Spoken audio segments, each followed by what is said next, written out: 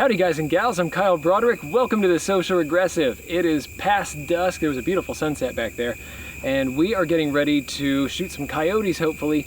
There have been some problems in the area. The landowner, his dog was actually killed by a coyote out here. So we're going to try to do what we can with this. We've been seeing this CMMG Mk3 DTR2 in all kinds of videos. This is part of the ultra mega huge review that we've been doing on this.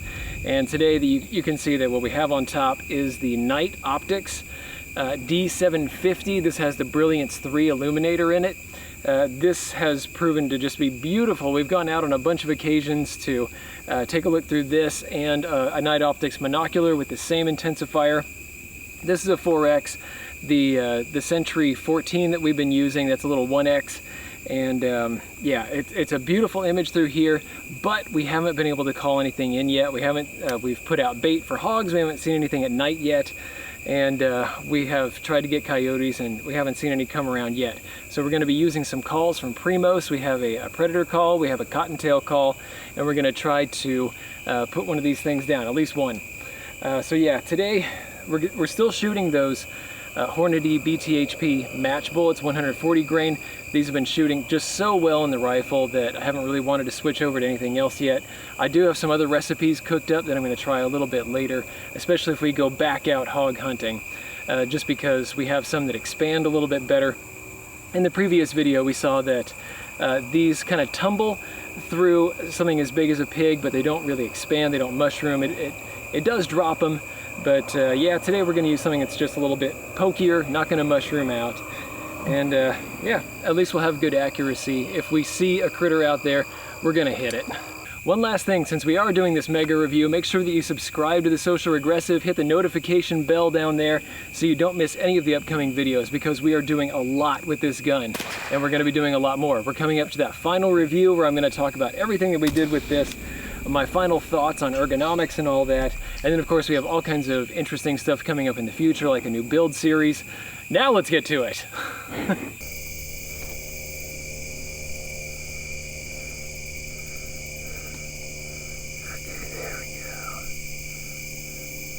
Oh wow.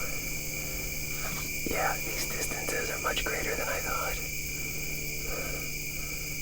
The end of the tree line on the left. It's about 500 yards. Really? Yeah. Really? And the one on the right is... oh, crap. There, now I can see. That's the one I meant. 310. 310, okay, yeah.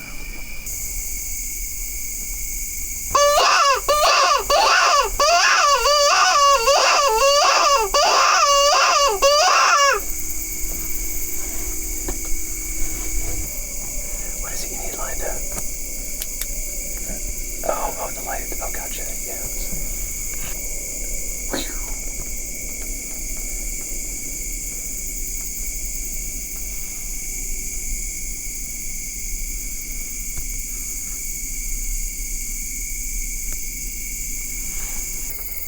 Oh, there's two of them. Holy crap. Shoot. Got it. Nice. Got one.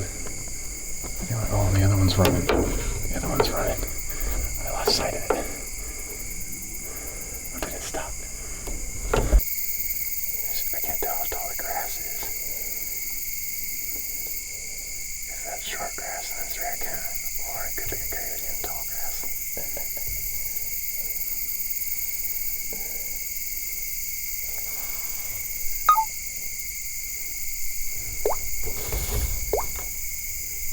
No, don't crap out on me. Oh, I see it. Oh, that is a coyote. Yep, it is. Oh, give me a better view. You ready? Yep.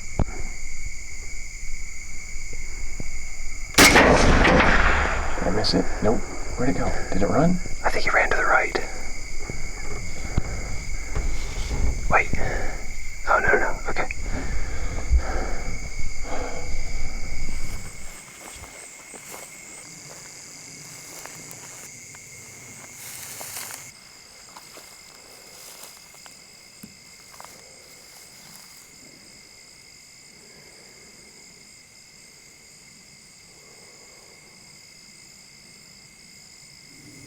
pretty good shot. Oh, wait a minute. They were going the other way. This would be the exit, I think. Should be the exit. Okay, yeah, we'll take a look. So, yeah. So the exit would be down low. That means the entrance would be up higher. So that was a decent shot. Using a combination of the two calls, we had a predator call, and then we had the Primos cottontail call. We eventually did bring in some coyotes to this field. We ended up getting 3 of them out here. We had 2 a little closer up, and that was the first shot that Kedrick took. That was, I think, just slightly within 100 yards. It's kind of tough to tell out in this field just because it's so flat. Distances can seem like they're close, but actually they're really far off.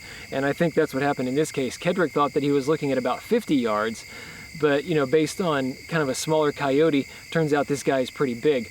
And yeah, so he was sure that he hit this first one. It took a while to find it, and I don't think we're gonna, we tried just a little bit to find the further out one. I think it's a waste of time. It's just really difficult to find things out here with flashlights, out in the dark with this tall grass. But let's take a look at this guy, and we'll show you Kedrick's kill. So this is Kedrick's kill. It's a bigger coyote than we were anticipating, hence the longer distance on this shot. And that's one of the good reasons why you want a flatter shooting cartridge like 6.5 Creedmoor or maybe 243 Winchester or something. It didn't matter, you know, he was holding right on, and basically anything out to probably about 150 yards, he wouldn't have had to adjust anything at all. It still would have been right in the vitals. So yeah, this was a quick, clean kill. It looks like it's just straight through the rib cage. And you might wonder what this guy saw, since in the video you might see that, you know, through my little 1X Century 14 monocular from Night Optics, that it looks like we were just, you know, whipping a spotlight around. But actually, what this guy saw before it was lights out for him was, it was total dark. You know, it would have been the stars and all that. That's actually an infrared illuminator from a Volva. I'm going to put a link down in the description below so you can purchase that. It's a really well-priced, very powerful little flashlight. I think for about 47 bucks. I got the battery charger, the battery, the light itself. You can actually adjust the beam so it's wide or it's narrow, and in this case he has a 4X scope that he was looking through. That's the Night Optics D750 Brilliance 3, and yeah, with that one he was tied in, so he got a nice tight beam with that Evolva. Gave him plenty of detail, and one of the most important things is, even though these are kind of Gen 3 night vision optics we're working with today, or tonight I should say, and you can see a lot of detail out here in this grass with this very well camouflaged animal.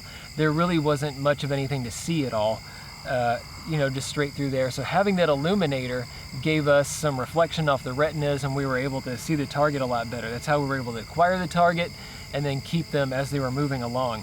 So yeah, a great shot, Kedrick. Again, there is probably another one further out there, and we're not going to be able to really confirm that kill just because it's such a mess out there, a lot of grass. But let's take a close look at this guy and just see what the terminal performance was like with that BTHP match bullet. All right, I'm guessing that this is the entry wound right here. Oh no, this must be the exit. Never mind. This is it's a pretty big, well, no, maybe that is the entry. Yeah, I think this is entry right here, and then exit, since we're shooting down from a tree stand. I think we entered right there and then exited out the front of the chest right here, basically right through the sternum. I can see bits of bone through there, so that's definitely the biggest hole. Yeah, again, not a profound, you know, it's not like a varmint bullet where it opens up a whole bunch and makes a big exit wound or anything like that. This is acting like a full metal jacket bullet, like a lot of people have expected from a boat tail hollow point design. And just to make sure, let's go ahead and flip this guy over. Yeah, nothing on this side. Still warm under here, but yeah, it looks like the bullet went in through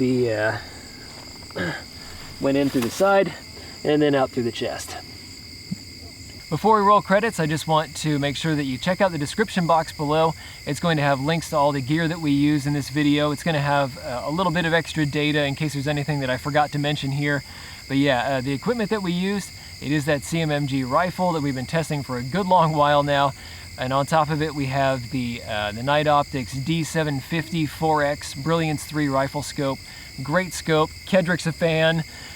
We have the Sentry 14 Brilliance 3, which was a very good scope for especially kind of the closer range spotting.